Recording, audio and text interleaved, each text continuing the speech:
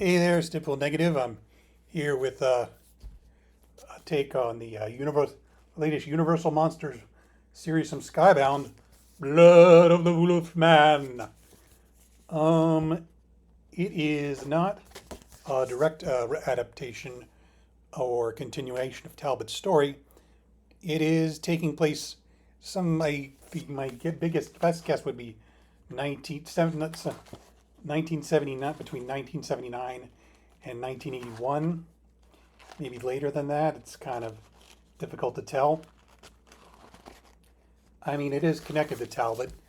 The main character, the family in the center of the story is called Jaeger, but you find out the mother's maiden name was Talbot. So, Joshua Williamson is a good, but not great writer that I have a lot of respect for, but I don't really I don't super enjoy his work. I think he's doing a very good job on GI Joe, fantastic job on GI Joe. I think he's doing a good job on Superman, disappointing job on Iron Man. Like, how many times do we have to have like, nobody trusts Tony Stark, he's on the run? I mean, he's sort of turned that on its head, but it's also like, just let Iron Man be a good guy. Can you just do that? I mean, you've had him be a bad guy for 20 years now. Or screw up or a failure.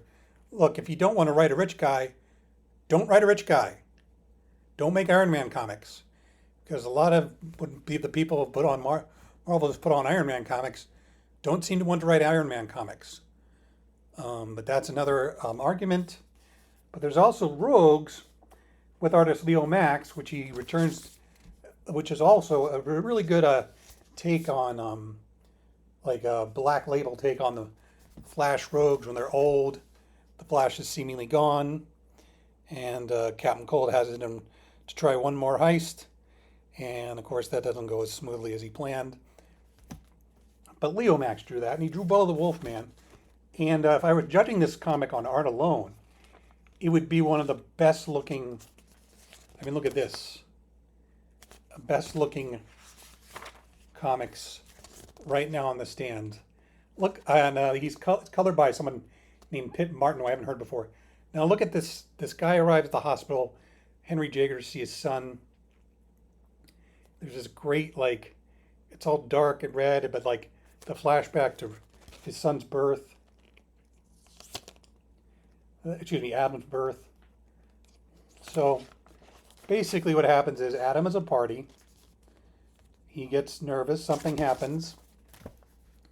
And this isn't really a spoiler, but it looks like he is the Wolfman. He has inherited the Talbot curse. His father, however, is very rich. And actually, the moment he meets the cops, like, a lot of people are dead. And he's the only survivor. There's not a scratch on him, just everybody else's blood. When the cops arrive, Henry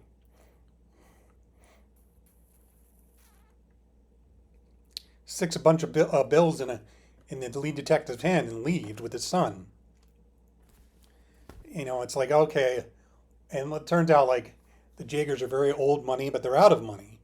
You know, that businesses are slow. Again, makes me think it's the late 70s, early 80s. Like, there's not a lot of, there's a point where he says to Dad, I'm like, I don't want you to be an artist. I want you to try computers. That's the future right there. You know, it turns out both his mother and his brother Felix are dead. Mother a long time ago, Felix possibly last year. And it's frustrating because a lot of work went into this comic. You know, a lot of dramatic.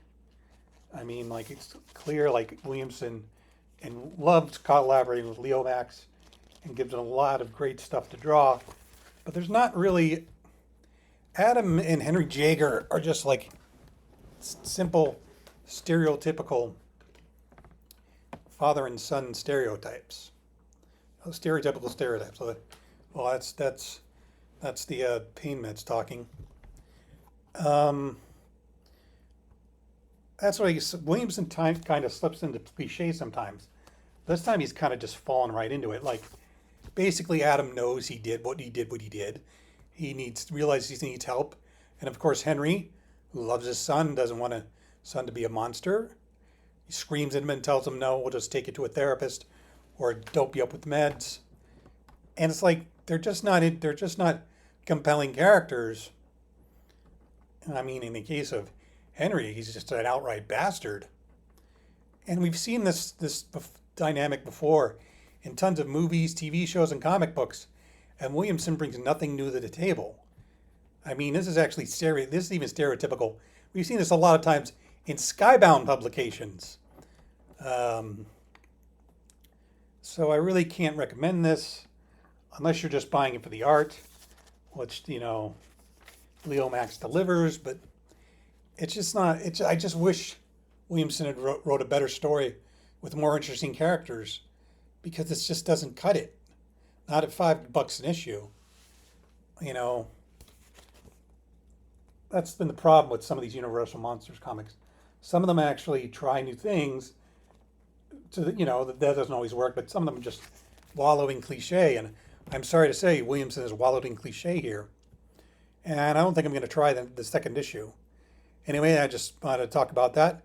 And I will give you more. Talk to you later. Bye.